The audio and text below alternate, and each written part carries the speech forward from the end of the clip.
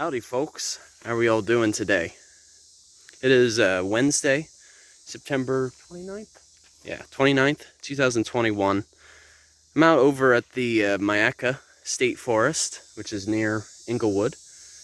And this state forest encompasses a lot of acreage in terms of how much habitat is protected. So we're kind of entering into the pine flatwoods, so we're seeing more of the slash pine that's around here.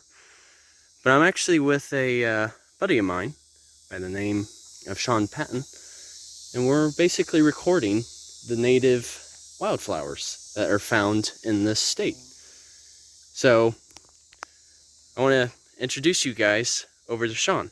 Here we go. All right, here's Sean. Howdy everybody, my name is Sean Patton. I run the environmental restoration company Stalking Savvy. And one thing we're looking at here today are fall blooming flowers and all the butterflies and pollinators that eat them.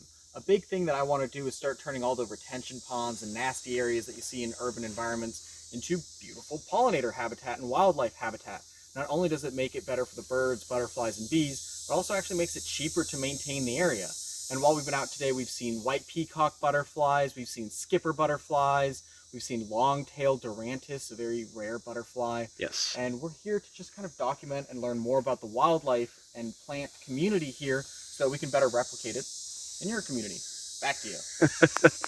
Yeah, so he actually runs a very respectable company in which he helps provide for habitat restoration. And so it's just a pleasure to join him today and help him with this project that he has running. But definitely give his page a follow. I'll provide his page link in the video description. It's well worth checking out, you guys. And noticeably, when we were walking through here, we also ran into some elephant's foot. These are indeed a Florida native plant. And oftentimes, they'll grow probably like 2 to 3 feet. Is that right? Yeah. And a cool thing about these guys, I know you can see a spider on that one. Oh, and he's gone. Is that these guys are actually related to sunflowers. They're in the aster family. And all asters actually have clusters of tiny flowers. So this whole thing is actually tons of flowers, and each one of these tiny little purple ones is an individual flower, and each one will produce an individual fruit. That's what makes an aster, and that includes sunflowers, the elephant's foot, Florida state wildflower, the tick seed. And this is one of the largest plant families on Earth. So definitely include one in your garden. They're great for butterflies. Oh, heck yeah, man. Yeah, and these are fairly prevalent in the state, too. You find these just about at any preserve. Because even, it was about 2 weeks ago, I was out with Garrett Stewart, who leads the Eco Preservation Project. We actually found plenty of these over at the Oscar Scherer State Park up by Osprey, Florida, for those of you familiar with the area. But also noticeably, when we were walking through here, we noticed there was some wax myrtle as well.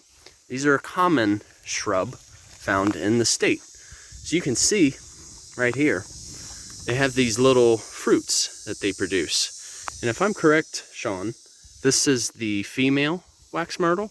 Yes, the female will hold the fruits on the stems, and they're very important for birds. In fact, because they hold the fruit on the stems for so long, they're one of the main plants that helps birds get through the winter in Florida when most other things aren't flowering, blooming, and fruiting. Wax myrtles, beautyberry, and wild coffee are 3 great bird attracting plants for any landscape, and they're all widely available. Yes. As you can see too, like even along the leaves here, they have a bit of a glossy appearance. And I have read before that the oils coming from the wax myrtle have actually been used for candle wax. That's been a well-known commercial use for this plant. But yeah, the bottom line is they are indeed dioecious. You'll find a female wax myrtle and a male wax myrtle. So to me, it's just quite remarkable how plants can have separate genders too, just like humans. It's so rad to think about, right? But yeah, this is some of the plants we've seen so far. but I'll be sure to provide some pictures of some of our finds from today and even upload them